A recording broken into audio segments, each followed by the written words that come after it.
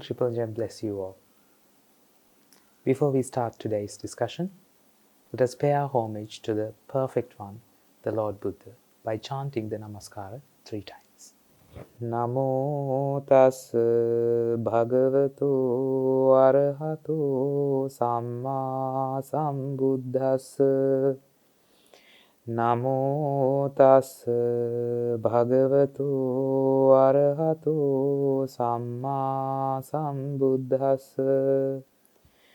Namo tassa bhagavato arahato samma sambuddhassa. So we meet again with another session. I hope you were able to apply the principles and the concepts that we have been talking so far.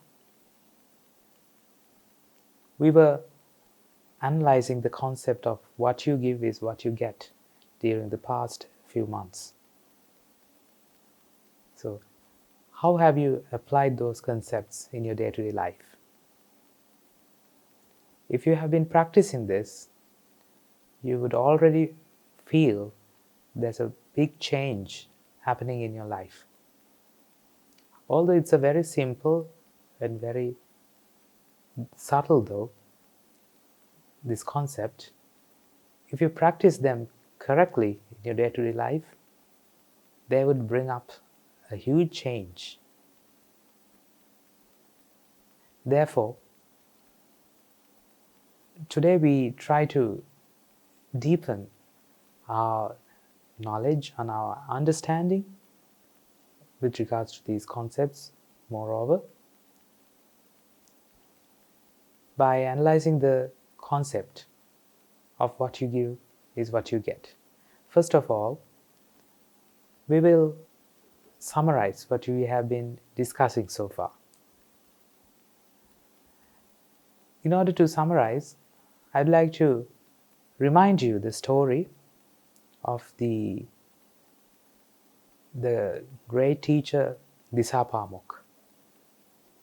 You might all have heard this story in your Dhamma lessons. It might be in your school lessons or any other. The great teacher Disapamuk, he was the teacher who taught the sons of kings and all the nobility, and he trained the pupils in a very effective way. So one day there was a ceremony after he has trained all his pupils. So this ceremony was like a convocation, and there was a ceremonial celebration of this event. And in that event, it was customary to sever the neck of one lamb. Cut that. To sever the neck of one goat. This ceremony took place, and this great teacher Disapamuk took the forefront, and he was ready to sever the neck of this goat. But there was a very strange response in this goat. The face of the goat, it gave a very strange look. It cried in the first place, and then it smiled. And Disapamuk teacher, he had the ability to analyze why this goat smiled and why this goat cried. Because this was a strange response from a goat, and he started analyzing it. He was a very wise person, and he could see a long story behind that response.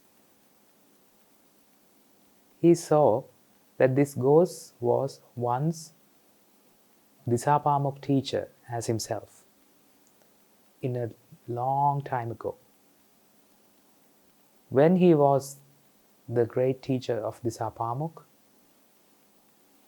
he also underwent the same procedure.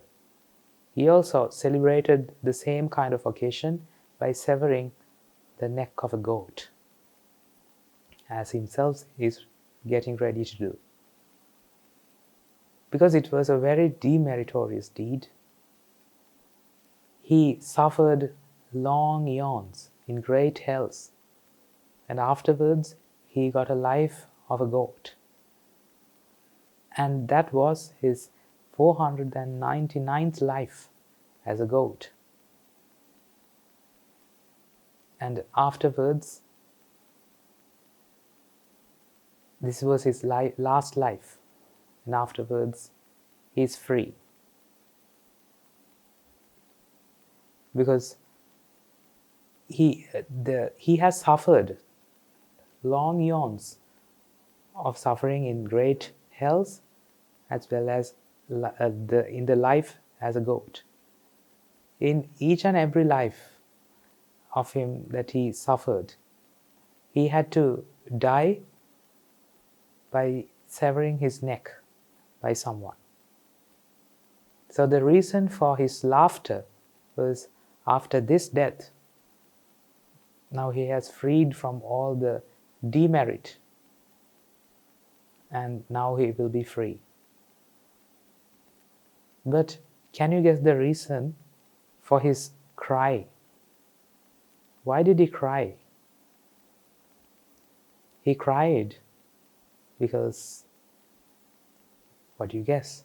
You would say that this man, or this great teacher of Disapamuk, is also committing the same sin that I did once. Therefore, he also will have to suffer the same suffering that I underwent. And therefore, I feel so sad. So one of you might say that this might be the reason for his cry. My dear children, there's more into this cry than what we see on the surface. Okay, let's analyze this.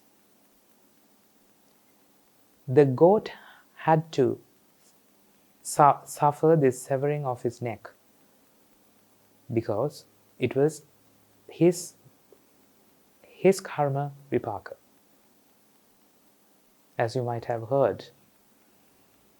So what you give is what you get. So the goat has given the same treatment in the past, therefore it deserves to be treated like that. That is why it gets it. There's no other reason. So once someone gets something, that itself proves that they have given it in the first place.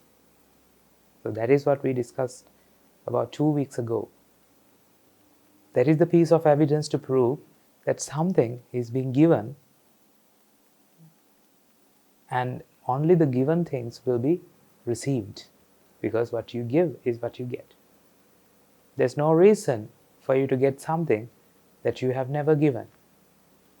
Therefore, the fact that this goat gets this treatment, the treatment of severing its neck by this teacher, Disapamuk, it proves that it has given the same treatment to someone else. Therefore, my dear children, what do you think the deepest meaning of analyzing this, the goat's cry? What do you think the reason behind it?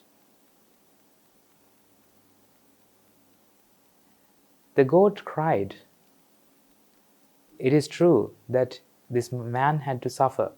That man will have to suffer in the future, because he is making himself eligible for all the suffering that he will have to undergo in his future.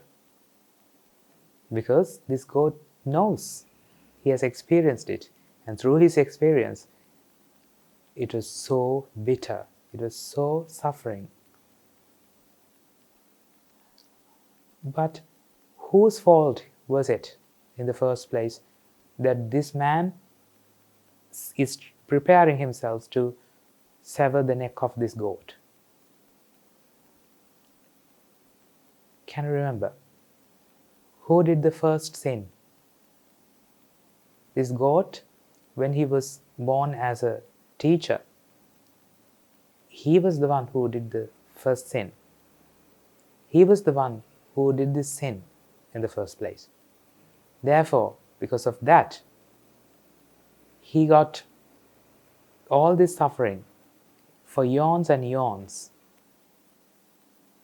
And at last, he was born as a goat, and now he is going to be relieved.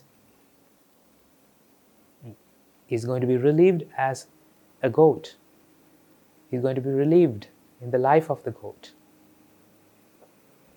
Therefore, my dear children, he got this treatment through the actions of the great teacher Disapamuk. But it is true that this great teacher Disapamuk was acting as the natural assassin, but it was not only his sin, because if the goat, before many lives ago, he was born as a great teacher Disapamuk, if he hadn't done this demerit, this great teacher Disapamuk wouldn't have to give this treatment to this goat. Therefore, in one way, this goat is responsible for the fact that in this life, this great teacher Disapamuk commits this sin. Therefore, another reason for this goat to cry is he is going to suffer for my mistake. The God might have thought that he is going to suffer in the great hells for eons and eons for the mistake that I have done in the past. You have helped me to be relieved from this goat's life, and yet I cannot help you in return. This nature makes you the natural assassin and makes you eligible for the suffering in the future.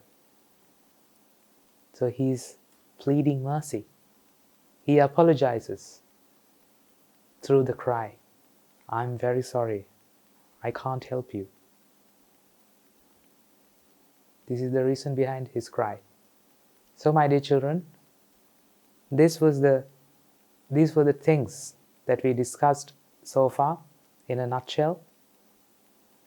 So we discussed, there were 3 steps, and we discussed about the 2 steps in realizing that what we get is what we have given. So the first step would be to see yourself through the actions of the others. You might get different kind of treatments, and some of them you might not like. Just imagine, when you are being accused of something wrong that you have never even thought of doing, how would you respond? If you're going to say that I'm not responsible, I didn't even think about this, I'm innocent, and through your actions, if you try to prove yourself, if you try to stand up for the justice, just think about it. Are you truly standing up for the justice? Are you representing the justice? Because in this angle, everything that comes to you will be the perfect justice. Because you know for a fact that what is given or what is received is what is given in the past. Because that's the piece of evidence to prove that it was given in the past. The fact that one gets it. So the fact that you get accusations from the others. What you get is the accusation. So what would be the reason for that? It would be that you have given the same accusation. How? In what way? This way. Because if you are truly practicing this, when you are being accused of something, you can practice this with, you will be amazed by yourselves. Because you can see your past through the present. Because this is not someone else. If you are being accused by someone else, they are not someone else. They are yourself. Because it's the mirror image. Can you remember? 2 months ago, we were discussing this. It's like going in front of the mirror. Whom would you see in front of the mirror? It's just your mirror image. When we go in front of the mirror image, we correct ourselves. We don't try and go to correct the mirror image. Can you truly correct the mirror image? You can't. We discussed an example. If you try to brush the teeth of the mirror image, what would happen? Then you would apply the toothpaste on the mirror. It would do nothing. But instead, what we do? We apply the toothpaste on the teeth and we brush it, and they will be cleaned. And something effective might happen. In the same way, we have to correct the things where the actual fault is. If you see the world through this lens, you will see the fault is with ourselves. Because what you see is our own mirror image through the others. It's true that we see ourselves through the actions of the others, but that is just a mirror image. So there's no point of pointing at others, because that we are pointing just at ourselves without even knowing. Therefore, my dear children, there might be plenty of occasions in your life, maybe in school, maybe in classes, maybe in tuition classes, or maybe during sports, or maybe when you are in your relatives or friends. There will be, and there is plenty of occasions that you don't like to face. Your mind will be filled with unpleasantness. And in those occasions, remember this and try to practice this. Because it will enable you to be empowered and to take control of yourself and to be unshakable of almost any kind of situation. Because when you get the hang of it, you can practice almost all the situations. And your mind will not be unpleasant again. Because once we see the fault is with us, that point itself we realize that we have to correct ourselves. Therefore, we try our best to correct ourselves. Therefore, it will be a very futile thing, very useless thing to correct the image, the mirror image. This will be convinced at that point itself. And there's another thing that we can think of. For example, so let's take the same story of the great teacher Disapama. So this great teacher Disapama, he saw this story. He saw the story behind this cry and smile, and he was able to see his past through the actions of the goat. Therefore, he stopped himself. He didn't sever the neck of that goat. Because, dear children, when we see our past, through the actions of the others, you have to see in what background does that treatment was brought to you. For example, you are someone who is listening to Dhamma and who is trying to practice the teachings of the Lord Buddha as much as you can. But these kinds of treatments, these accusations, or this unwanted treatment, bullying, being bullied, or being rejected. So there are plenty of occasions that you might feel upset. And in all those occasions, you get while you are trying to practice the path as an earnest Buddhist child. What do you think the reason for all these kinds of treatment to be attracted at that time when you try to practice these principles? Because, my dear children, there's something called only the correct background is set. Those results that matches that background will be attracted.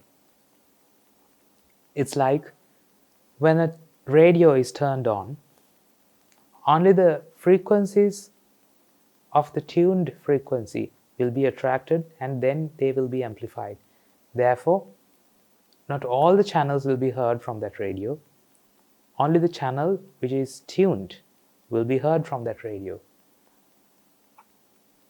Because in the same way, you will get the results of the background that you have already set. Therefore, in our example, if I get an accusation from someone, why should I get it now? Because I am trying to practice the path, then only I get these kinds of all the unwanted results. Therefore, I can go virtually to the time where I gave it in the first place. To whom should I have given this kind of treatment?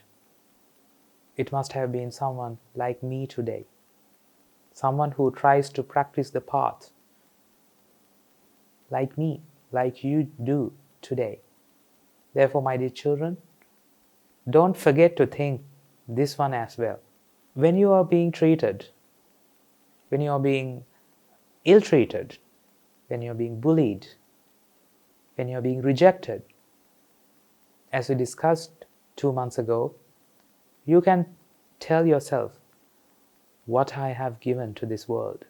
Have I given these kinds of treatment to this world? And by saying that, you're not happy about yourself for what you have given. Therefore, you try and correct yourself because you see yourself through the actions of the others. Then in the next step, you apologize for the correct reason. What is the correct reason?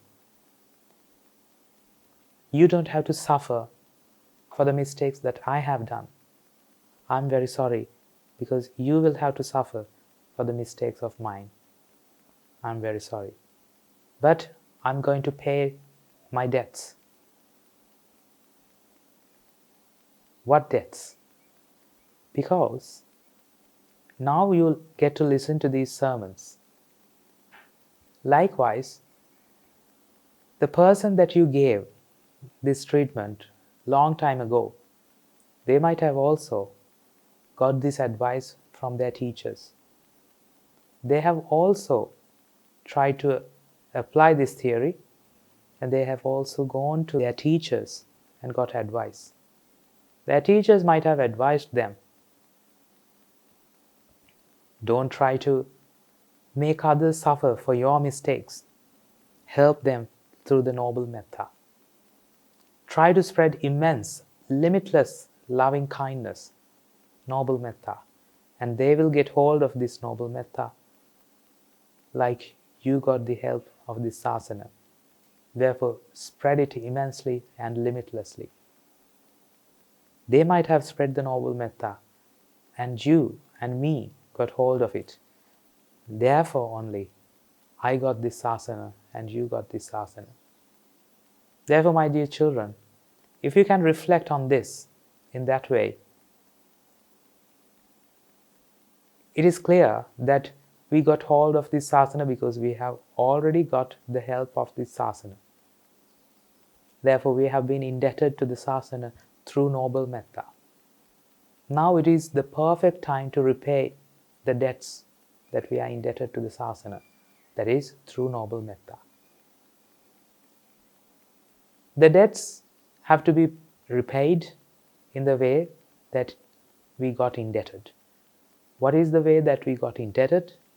That is when we gave accusations. So, when should we repay our debts? While being accused. Therefore, my dear children, if you were successful in the first two steps, if you were successful to see yourself when you are being accused, if you are successful to apologize them for the correct reason, you can apply the first two steps as we discussed in our previous discussions, and you can virtually go into the place or the time when you gave that treatment to someone like you yourself today, and you can spread the noble metta as they did, as once they did. As once you got hold to this noble metta and got the help of this asana, now is the time to pay back the debts through noble metta. Therefore, they will not have suffered long eons in long hells, in great hells. Therefore, they will get hold of this asana and they will try their best to get the help of this asana. Therefore, they don't have to suffer any long in this samsara. Therefore, dear children, these are the three steps of going in front of the mirror and to be happy. This is the key towards unshakable happiness. Once we apply these concepts in our day-to-day life, our lives will be very easy to live. I hope that you got something, and we will be discussing further in our future sessions as well. If you didn't understand this on the first go, don't worry. We have much time in our future sessions. We will be discussing and analyzing this concept further for you to understand and get the hang of it, and for you to be able to apply it in your day-to-day life. They will be beneficial for you. So to summarize, we revised ourselves on the concept of what you give is what you get, and the first two steps that we have been discussing in our previous sessions. And we discussed about the story of the great teacher Disapamuk, and we tried to touch upon the third step, that paying our debts through noble metta. So with this session, I sincerely hope that you will be able to apply this concept of what you give is what you get, and to be happy unconditionally. May the Noble Triple Gem bless you all.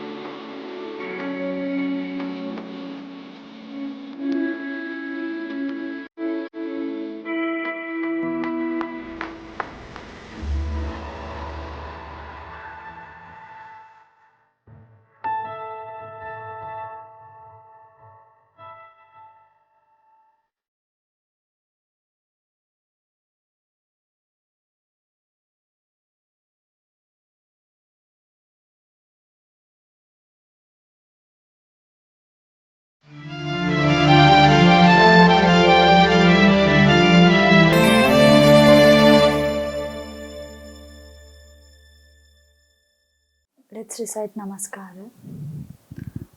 Namo tassa bhagavato arahato samma sambuddhassa. Namo tassa bhagavato arahato samma sambuddhassa. Namo tassa bhagavato arahato samma sambuddhassa. Therwan Sarna, everyone. Today, we're going to talk about an interesting topic about a woman who wanted to find a medicine to revive her dead son. Do you know who she was? Yes, she's none other than Venerable Kisa Gautami Theri. 100,000 long years ago, in the time of the Lord Buddha Padumuttara, in the city of Hansavati, she was born a girl. With immense faith and devotion, she listened to sermons. One fine day, she went to the Lord Buddha to listen to a preaching.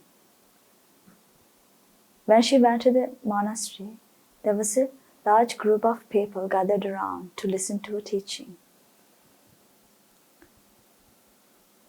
In front of the gathering, there was a nun.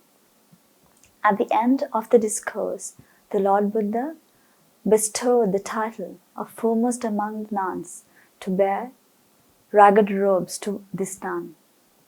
She was awestruck by the sight and made a firm resolve to be like her one day. Therefore, she invited the Lord Buddha and the Mahasangha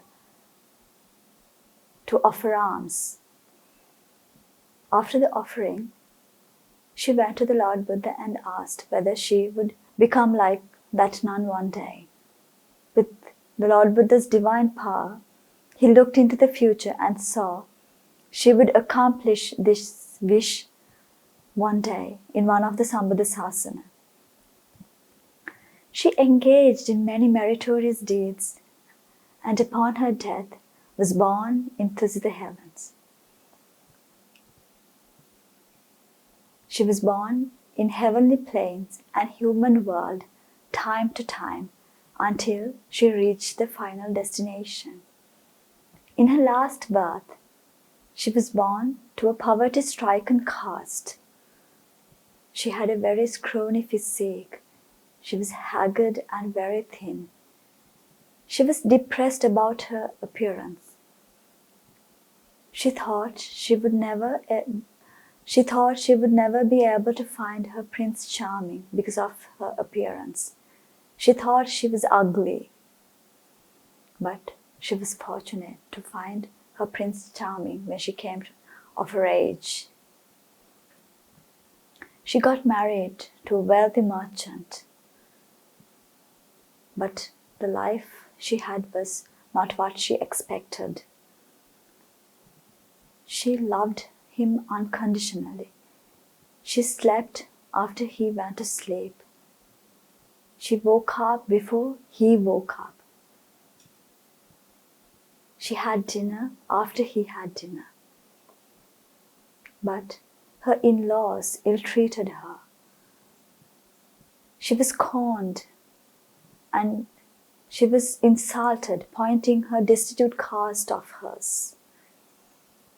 She had a very depressing life, but she was fortunate to give birth to a baby boy, and her life completely changed. The baby was the source of her happiness, her marital bliss and familial bliss. Her in-laws doted on her and accepted her for who she was as the mother of the future heir. She received respect and care and compassion.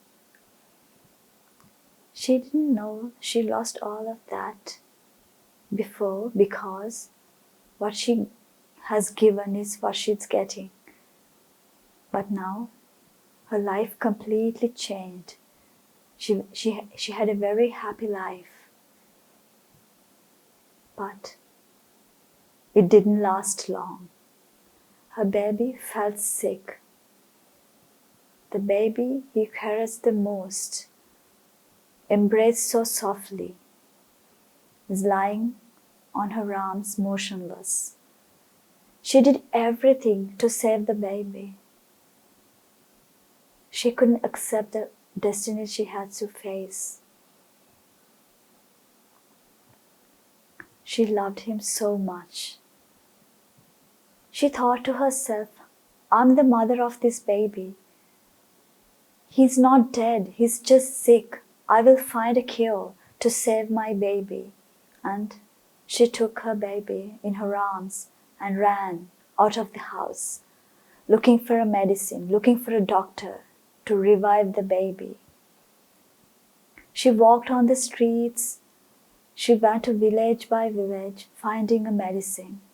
People started to scorn and mock her for the fruitless effort. She knocked on one door. A man came out. He asked this man, "Can you please help me to find a medicine to cure my baby? Please, sir, please help me." The man looked at the baby and saw he was dead. Then he said, "Your baby's dead. Dear madam, I'm really sorry. I can't help you. Nobody in this world would be able to help you." She was depressed and devastated. She walked on the streets. A wise man saw her, and he came to her and said, "Dear child, I know a doctor who could help you, to save your baby." She was so happy to hear those words. She got excited and asked, "Could you please tell me where he is, sir?" Then he pointed the direction to the monastery where Lord Buddha was residing. She got the directions from him and thought of going there straight away. This man was very wise, and he knew the only person who could help Kisa Gotami was Lord Buddha. She went to the monastery and she entered the hall. Lord Buddha was in the midst of disciples preaching Dhamma. She waited there for a while and worshipped and granted permission to talk to Lord Buddha. She went close and said, "Venerable Sir, could you please help me to save my baby? I'm looking for a medicine. A man told me that you could help me." Then the Lord Buddha saw her merit power, but it wasn't the right time to do a preaching because her mind was covered with a thick fog of deep sorrow, and he wanted her to think about something. So he replied, "Dear Kisa Gotami, of course I can help you. I can help your child. First, you have to get me something. Please go and get some fistful of mustard from a house where nobody has died before." She felt a heavy burden has been lifted away. She felt hopeful, and quickly she ran out of the monastery to find some mustard seeds. She knocked on the door. A lady came out of the house. Then she asked, "Dear madam, could you please hand me a fistful of mustard, please?" Then the lady said, "Please wait here, I'll get you some." And she returned with a fistful of mustard. She was very happy to see that. And she took them and turned back. And then she realized the condition the Lord Buddha has put. I have to find some mustard from a house where nobody has died before, she remembered. Then she asked the lady whether anyone has died in this house before. To her surprise, the lady replied, "Of course, dear. My mother passed away 5 days ago. We're still having the services for her."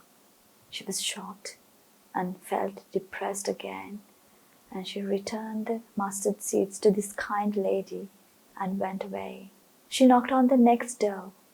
A man came out. She said the same thing to this man. Then the man said, "I'm sorry, dear. I cannot help you. My wife and my child passed away 5 years ago, and there are many ancestors who have died in this house before. So I'm really sorry. I can't help you." Then she went to the next, and to the next. She walked on the streets thinking about this. Eventually, she realized, and she got back to her senses. She realized that death is more numerous than the living. This is not just a fate her baby had to face. All the living had to face this fate. So she thought about this, and she went straight to the cemetery, dug a hole, and buried the child. And then she thought, only Lord Buddha can save me. Only Lord Buddha can help me. So I must go and find refuge in him. So she went to the monastery again. When she entered the hall, Lord Buddha saw that she was entering, and he asked, "Dear Kisa Gotami, did you find the mustard seeds I asked you for?" Then she said, "Oh, Venerable Sir, I understood what you've mentioned. It's a common fate we all have to face. I realize that death is more numerous than the living. I came here asking for refuge in you, sir." Then the Lord Buddha recited these stanzas.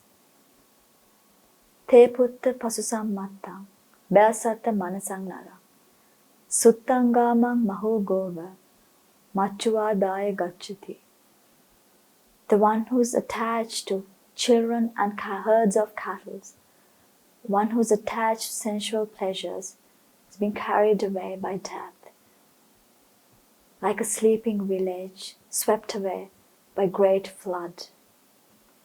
She listened to those stanzas and she became a Sotapanna.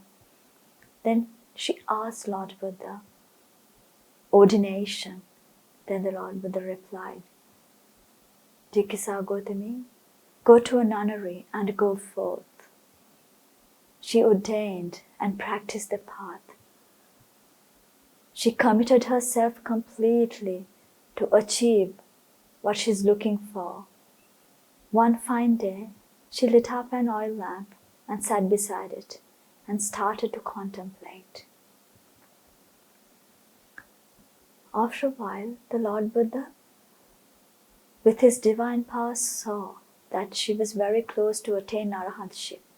So he projected a radiant figure in front of her and recited these stanzas.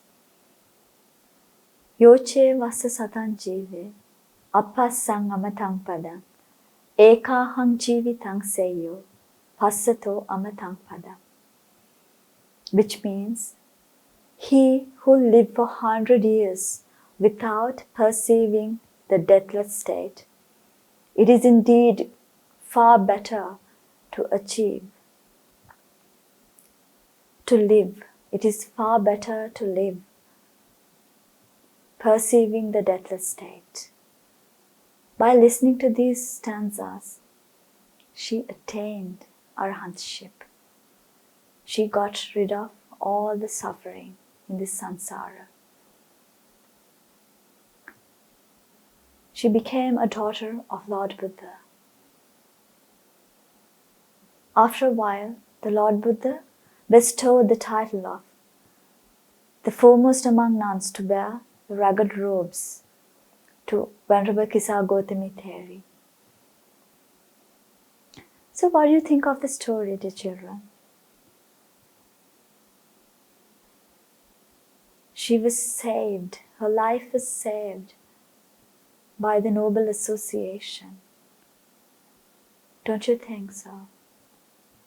She had to face a lot of obstacles in life, but she was guided to the right path, to salvation by the noble association. The wise man on the road helped her to find noble association. That guided her to achieve the deathless state.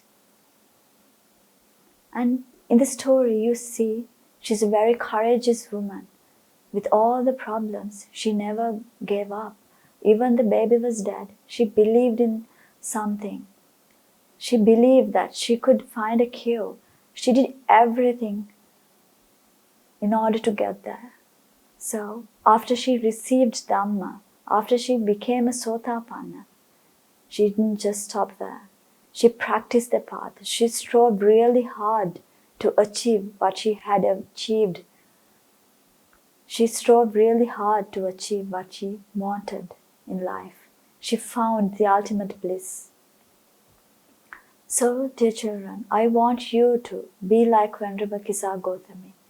Strive hard, practice the path, listen to sermons, contemplate on Dhamma, and always try to be with the noble association. Then you will find the ultimate bliss. May the Noble Triple Gem be with you all.